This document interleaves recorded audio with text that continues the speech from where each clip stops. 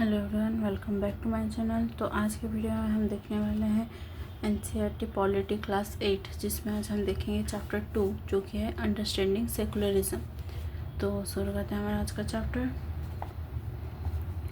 Imagine yourself as a Hindu और Muslim living in a part of the United States of America where Christian fundamentalism is very powerful. Suppose that, despite being a US citizen, no one is willing to rent their house to you. How would this make you feel? Would it not make you feel resentful? What if you decided to complain against the discrimination and were told to go back to India? Would this not make you feel angry? Your anger could take two forms. First, you might react by saying that Christians should get the same treatment in place where Hindus and Muslims are in a majority. This is a form of retaliation. Or you might take the view that there should be justice for all. You may fight, stating that no one should be discriminated against on grounds of their religious practices and beliefs. This statement rests on the assumption that all forms of domination related to religion should end. This is the essence of secularism. In this chapter, you will read more about what this means in the Indian context. History provides us with many examples of discrimination, exclusion, and persecution on the grounds of religion. You may have read about how Jews were persecuted in Hitler's Germany and how several millions were killed. Now, however, the Jewish state of Israel treats its own Muslim and Christian minorities quite badly. In Saudi Arabia, non-Muslims are not allowed to build a temple, church, etc., and nor can they gather in a public place for prayers.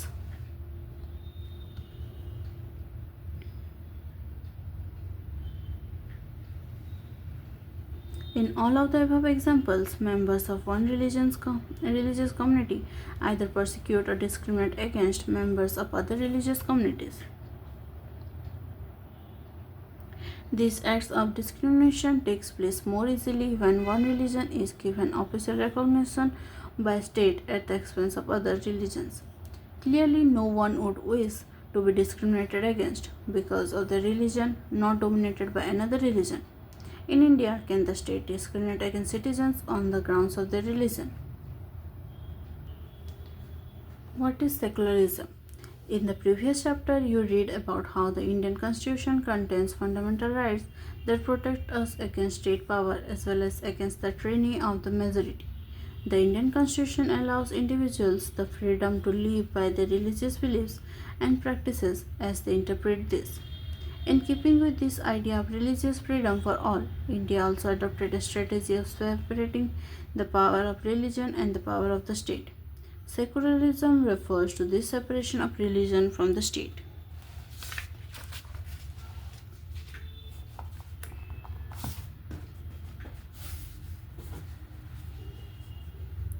Why is it important to separate religion from the state? As discussed above, the most important aspect of secularism is its separation of religion from state power. This is important for a country to function democratically. Almost all countries of the world will have more than one religious group living in them. Within these religious groups, there will most likely be one group that is in majority. If this majority religious group has access to state power, then it could quite easily use this power and financial resources to discriminate against and persecute persons of other religions. This tyranny of the majority could result in the discrimination, coercion, and at times even the killing of religious minorities. The majority could quite easily prevent minorities from practicing their religions. Any form of domination based on religion is in violation of the rights that a democratic society guarantees to each and every citizen, irrespective of their religion. Therefore, the tyranny of the majority and the violation of fundamental rights that can result is one reason why it is important to separate the state and religion in democratic societies. Another reason that is important to separate religion from the state in democratic societies is because we also need to protect the freedom of individuals to exit from their religion, embrace another religion, or have the freedom to interpret religious teachings differently. To understand this point better, let us take the practice of untouchability. You might feel that you dislike this practice within Hinduism and therefore you want to try and reform it. However, if state power were in the hands of those Hindus who support untouchability, then do you think that you would have an easy task to try and change this? Even if you were part of the dominant religious group, you might face a lot of resistance from fellow members of your community. These members who have control of state power might say that there is only one interpretation of Hinduism and that you do not have the freedom to interpret this differently.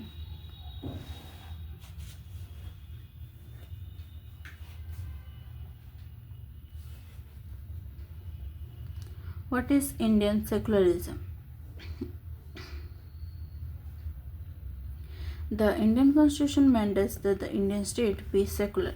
According to the Constitution, only a secular state can realize its objectives to ensure the following: that one religious community does not dominate another, that some members do not dominate other members of the same religious community, that the state does not enforce any particular religion, nor take away the religious freedom of individuals. The Indian state works in various ways to prevent the effort of domination. First, it uses a strategy of distancing itself from religion. The Indian state is not ruled by a religious group and nor does it support any one religion. In India, government spaces like law courts, police stations, government schools, and offices are not supposed to display or promote any one religion.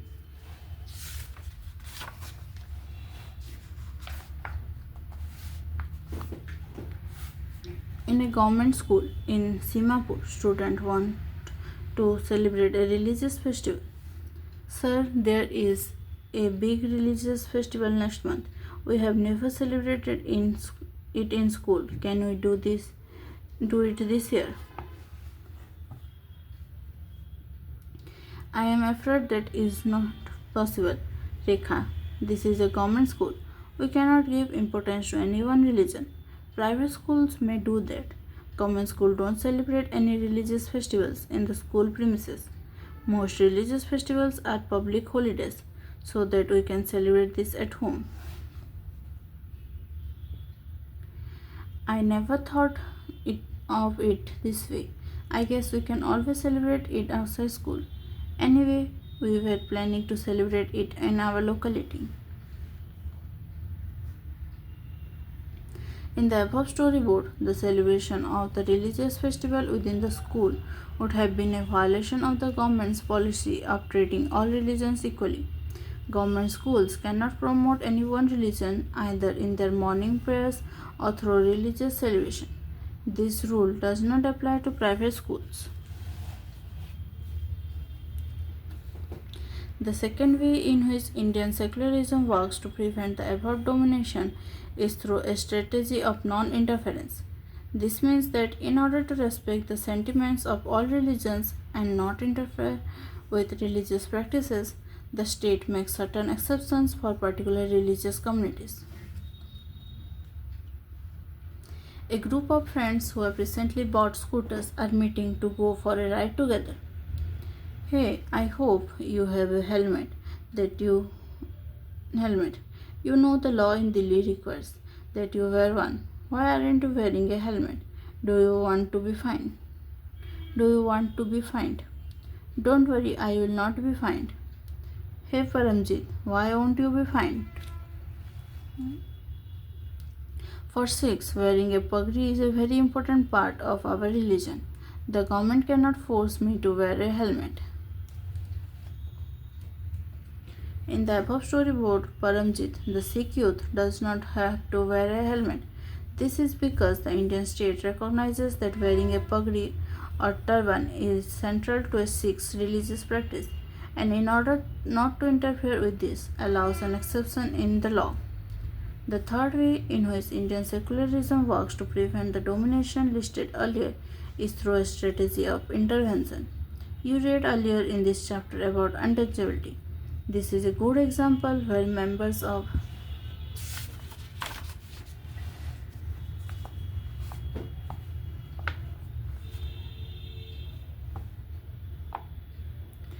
the same religion, upper caste Hindus, dominate other members, some lower caste, within it.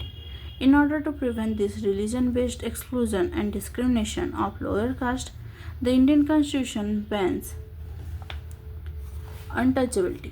In this instance, the state is intervening in religion in order to end a social practice that it believes discriminates and excludes and that violates the fundamental rights of lower caste who are citizens of this country. Similarly, to ensure that laws relating to equal inheritance rights are respected, the state may have to intervene in the religion based personal laws of communities.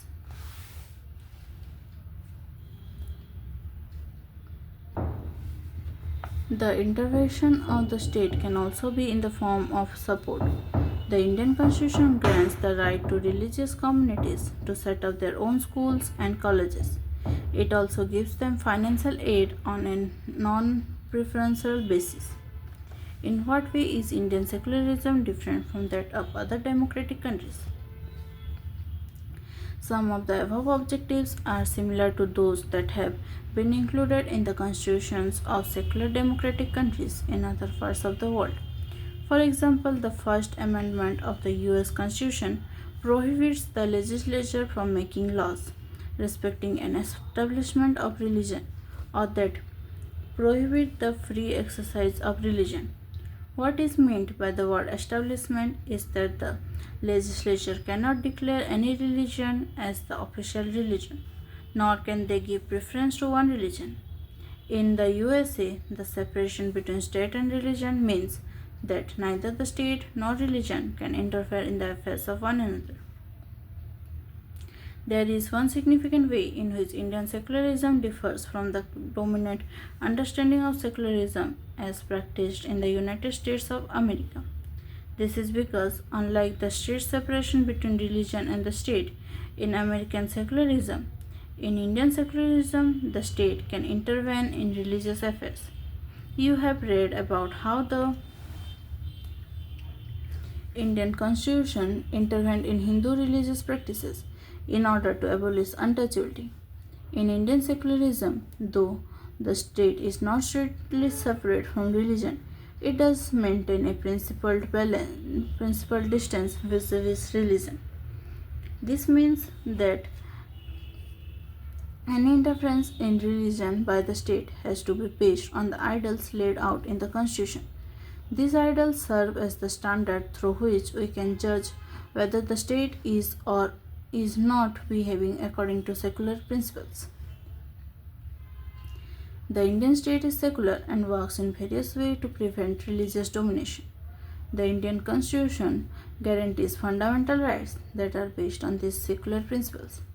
However, this is not to say that there is no violation of these rights in Indian society. Indeed, it is precisely because such violations happen frequently that we need a constitutional mechanism to prevent them from happening. The knowledge that such rights exist makes us sensitive to their violations and enables us to take action when these violations take place. In February 2004, France passed a law banning students from wearing any conspicuous religious or political signs or symbols such as the Islamic headscarf, the Jewish skull cap, or large Christian crosses. This law has encountered a lot of resistance from immigrants who are mainly from the former French colonies of Algeria, Tunisia, and Morocco. In the 1960s, France had faced a shortage of workers and therefore had provided visas for these immigrants to come and work in the country. The daughters of these immigrants often wear headscarves while attending school. However, with the passing of this new law, they have been expelled from their school for wearing headscarves. तो ये है इस chapter का exercise और ये है इस chapter का ग्लोसरी. तो इसी के साथ हमारा ये चैप्टर कंप्लीट होता है. तो अगर आप चैनल पर नए हैं तो चैनल को सब्सक्राइब कर दीजिए और नोटिफिकेशन आइकन पर क्लिक कर दीजिए। और अगर आपको वीडियो अच्छे लगे तो लाइक कर दीजिए, ताकि वीडियो को लाइक कर दीजिए। तो हमारा आज का वीडियो यहीं तक था। Thank you, thanks for watching.